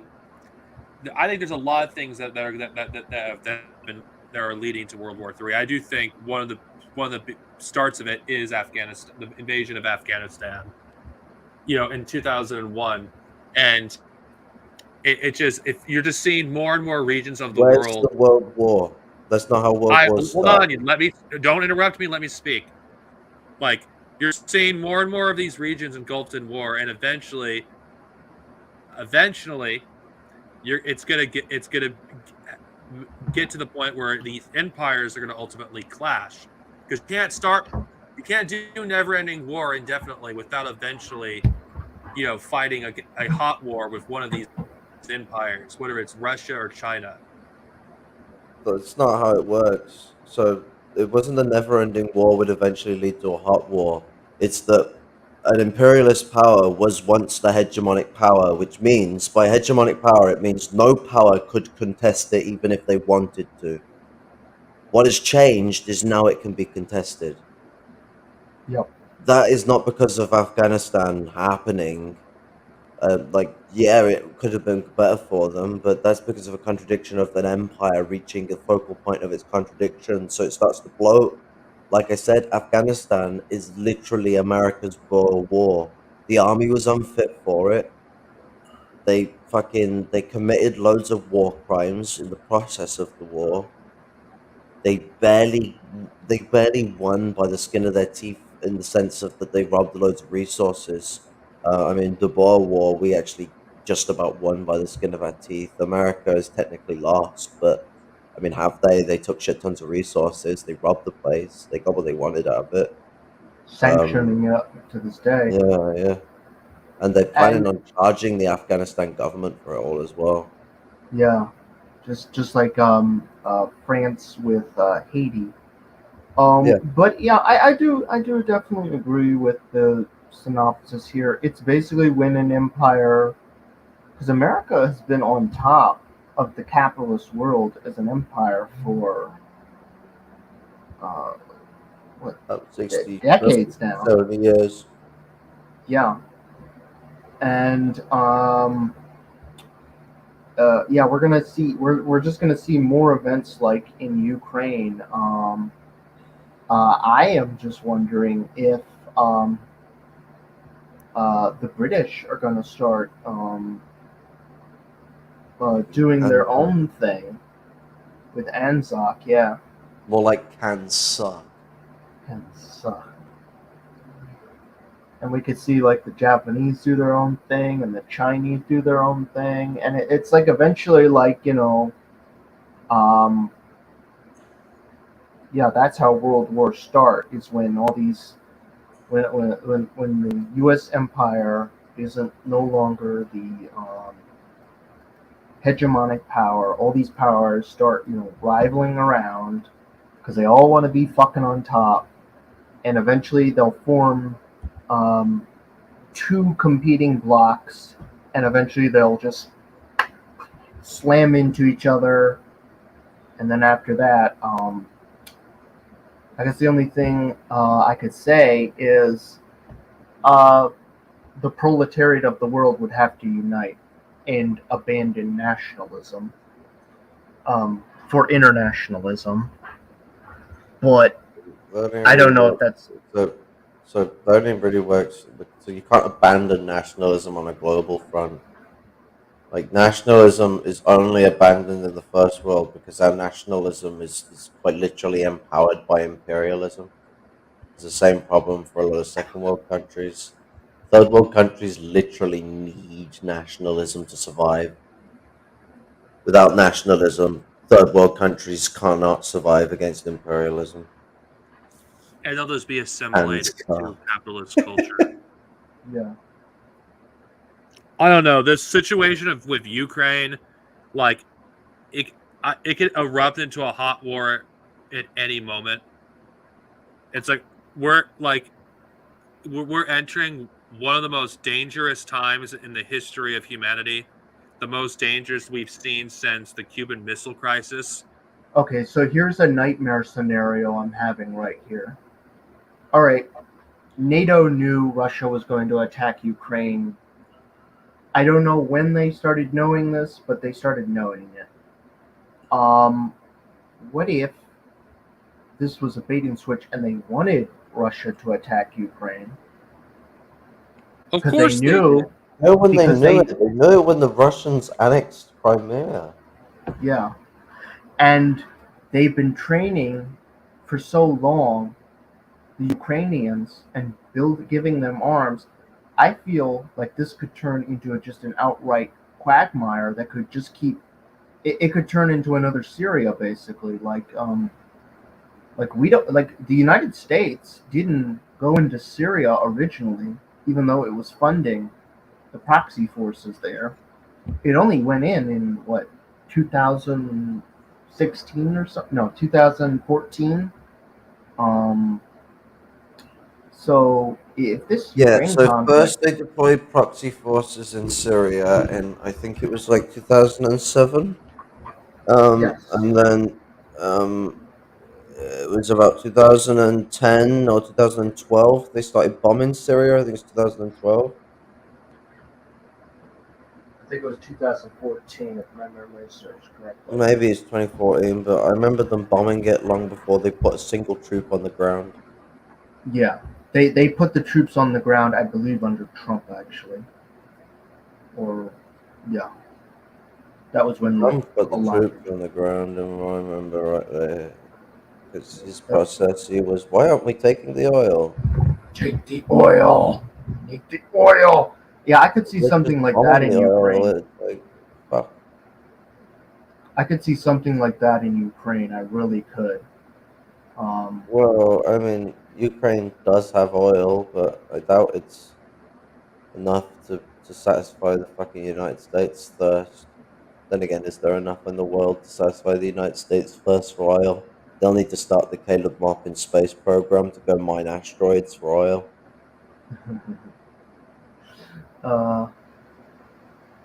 yeah.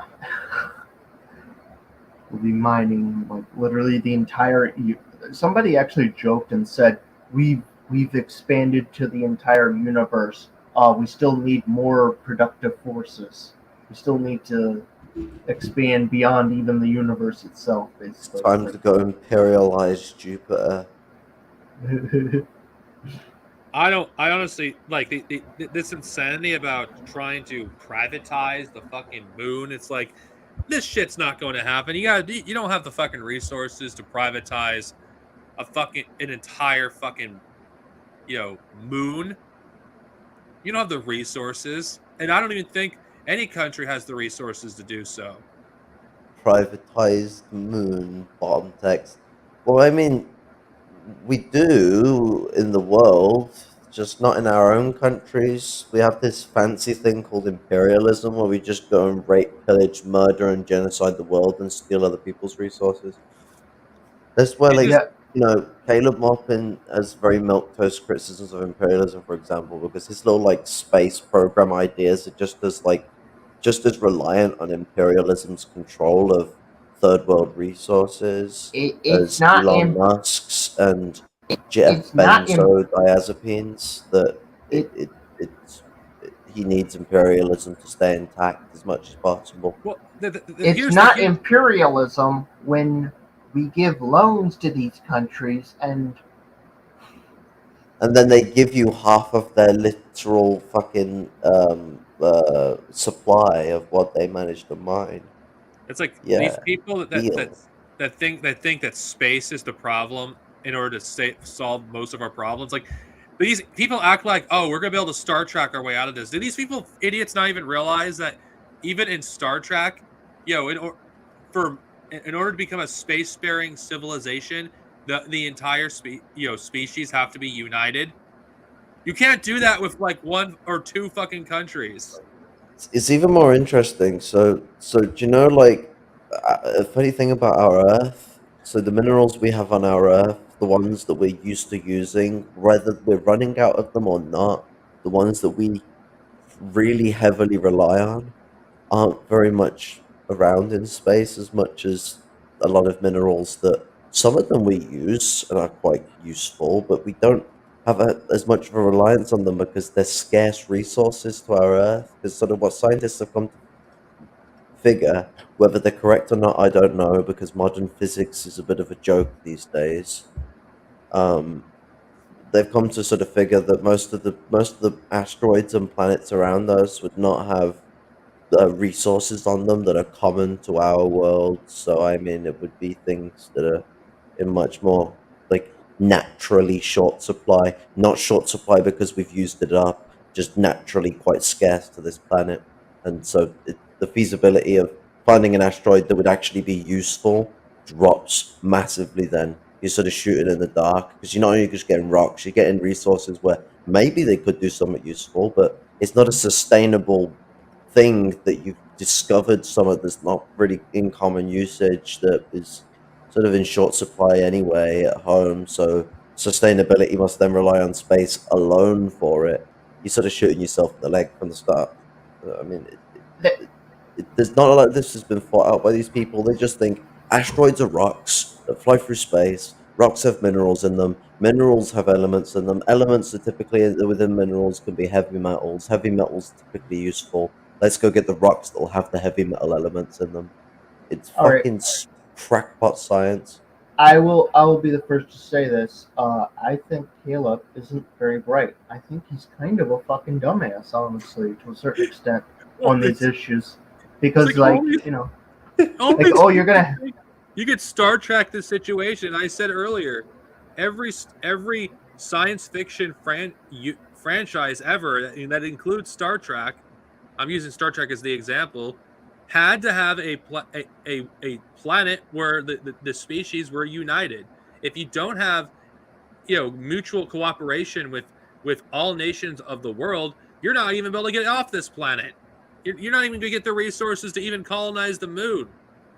There doesn't matter if you fucking do it through imperialism. You're not going to be able to do it. Mutual cooperation is the only way forward for humanity.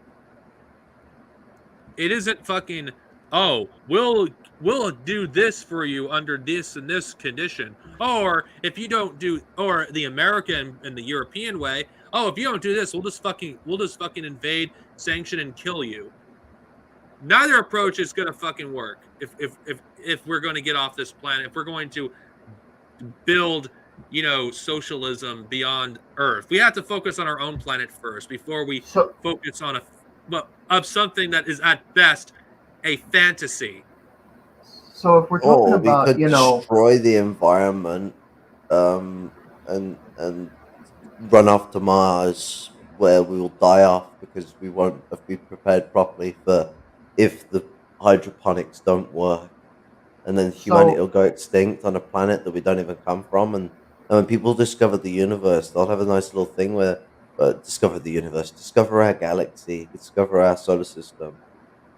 If they land on Mars first, they get to find these like corpses that are just like the collective of brainless morons that thought running away from Mars would be a great idea.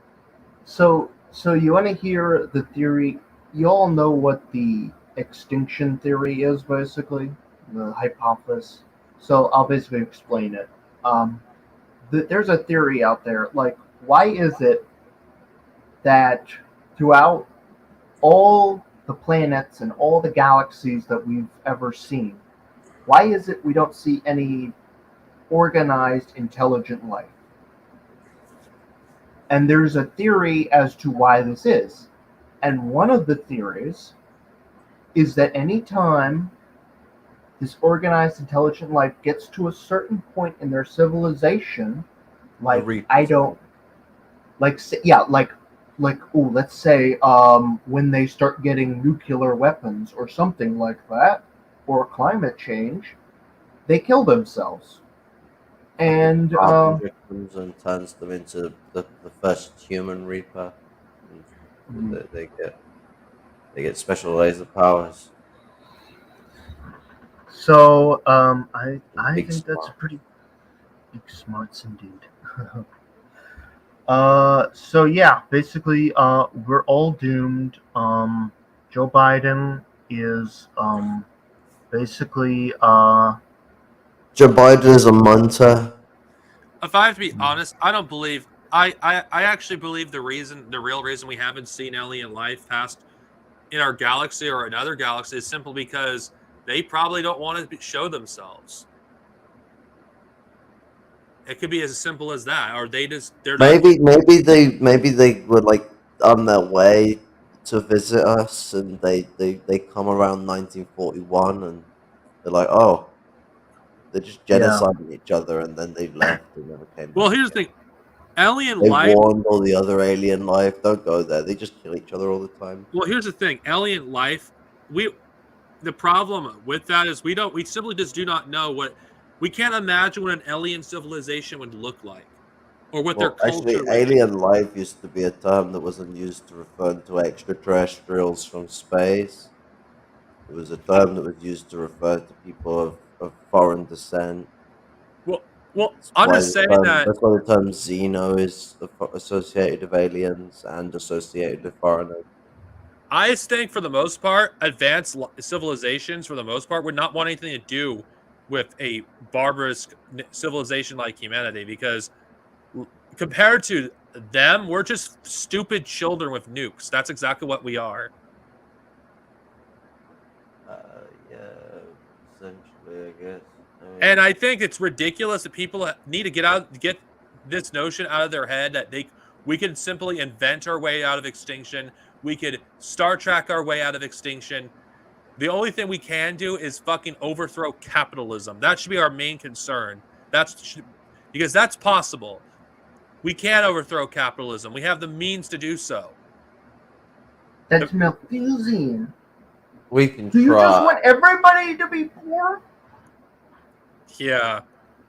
I No. mean, Malthusian says the person that fucking literally is against things that protect workers. I'm referring to tax mandates. so he was preaching over work at one point in his novel, in his Spreadtube novel. I remember when Bad Bernardo was reading it, like he was preaching over work, and the sort of overworking society we have today, which is something he's also criticized. And it's common for these types of people to contradict themselves because they like to see how far they can push their boundaries. Something that we saw was actually the case when the more right wing rhetoric started to crop up over the last 2 or 3 months. But I've been going on about this for a while. Moppin is playing by cult standards. I mean, the when I was told about the Lyndon LaRouche connection, that was a big awakening to my mentality on this. But I mean, you know, with these dickheads, I mean, fucking, you know, from the institution of Biden and his jumped up set of dickheads and the people that are trying to compete for control over society now. What's it? They're all a bunch of munters. Caleb Boppin's political party sounds like a fucking Vosh started up an industry. CPI and CP Industries. I can't even do my own joke properly. I mean, it really does sound like China, honestly. He's taking the China model and he just wants to bring it to the United States, honestly. Like an updated FDR almost. Like a mix of FDR, Lyndon LaRouche, China, and merge it all into this hodgepodge of fucking crap, basically. Because like he doesn't criticize, like he criticizes the concept of, working less. He doesn't want people working less. He wants people working more, which is literally Malthusian by definition. He wants to work them to death, basically. He wants to exterminate large sections of the population. I really do think, especially the lumpen, who he absolutely despises with all his fiber deep down. I think he's a racist to his core, and I really do believe that now. Well, I actually think so too, because these people he's promoting, like, people not even see the Ukrainians as human. It's like, okay, the Ukrainian government are Nazis, the Ukrainian National Guard are Nazis, okay, and what about the everyday people in Ukraine? What about the neo-Nazi Wagner group that is a private military contractor in Russia that's literally fighting in Ukraine? So you got Nazis fighting other Nazis in Ukraine. Does anybody not see the big irony here in all this? Like literally, it's like the Spider-Man pointing at Spider-Man, and it's two Nazis pointing at each other in Kiev. Well, because let's be honest here, a lot of so-called communists don't see Ukrainians as human beings, and they use like their Nazi collaborationist past to basically write off, the entire Ukrainian population. And Trotsky was right to kill them all. Even though the Ukrainian Nazis in Ukraine have always been a minority. But no, let's use the minority to represent the entire population. It'd be more accurate to say that a lot of Americans are Nazis because how hardcore they're simping for fucking Ukrainian fucking Nazis in Ukraine. Yeah, and it's like, the only way we're going to denazify is get rid of capitalism. You don't do it through fucking war. It's again. Do I have to once again cite fucking the war on terror? Does anybody fucking think the United States bombing ISIS in Iraq and Syria was in any way, shape, or form the United States fighting ISIS? No, it wasn't fighting extremism. It was about fucking resources. It was about fucking imperial management. And any fucking asshole like Caleb Maupin or Tulsi Gabbard who say otherwise are fucking full of goddamn shit. Jesus, we've been ranting about Caleb for like almost half this stream. Oh, I could do even more, but I got a sandwich I gotta eat here. So. Well, I think we pretty much run out of things we could say for Joe Biden. We could call him a fascist like in like 1,000 different ways, and it still wouldn't be anything insightful to say. Do you guys have any final thoughts? Has Joe Biden done anything even remotely progressive as president? I'm gonna ask this right now. Like, this is my final comment. Like, what has Joe Biden even done as president so far? There's one Like thing. anything positive? There's one thing that's been progressive about Joe Biden. And what is it? His dementia. You know, I actually had somebody literally say, I'm not going to say who said this, but a certain somebody close to me said that they're really concerned about the Supreme Court. And I'm like, motherfucker. And I basically said, I don't really care about the Supreme Court. And this person was like, oh, you don't care about the Supreme Court? That's really important. And I'm like, do you think that really fucking matters when the entire planet is going up in flames, when we're on the verge of World War III? Do you think I give a fuck anymore about the Supreme Court?